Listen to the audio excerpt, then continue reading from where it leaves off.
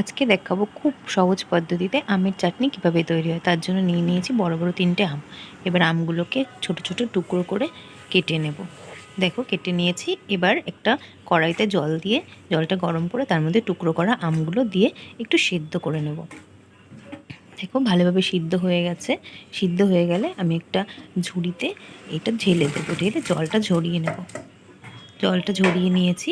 এবার ওই কড়াই গরম করে ওর মধ্যে দিয়ে দেবো একটু সর্ষের তেল। তার মধ্যে দিয়ে দেবো পাঁচফোড়ন আর শুকনো লঙ্কা ফোড়ন। শুকনো লঙ্কা পাঁচফোড়নটা দেওয়া হয়ে গেছে। দিয়ে এবার সেই আমগুলো, জল ঝরিয়ে রাখা আম টুকরোগুলো দিয়ে দিব। আমের টুকরো দেওয়া হয়ে গেছে। এর মধ্যে একটু দিয়ে দেবো লবণ, তারপরে দিয়ে দেবো একটু হলুদ, কালারটা যাতে একটু ভালো আসে তার জন্য। এবার দিয়ে ওগুলোকে একটু ভালো করে নাড়াচাড়া করে নেব।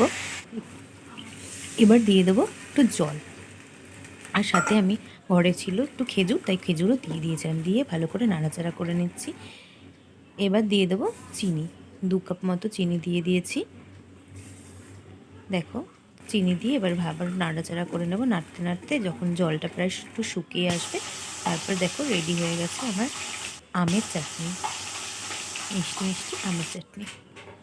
দেখো চাটনিটা খুব ভালো একটা সুন্দর স্মেলও বেরোচ্ছে।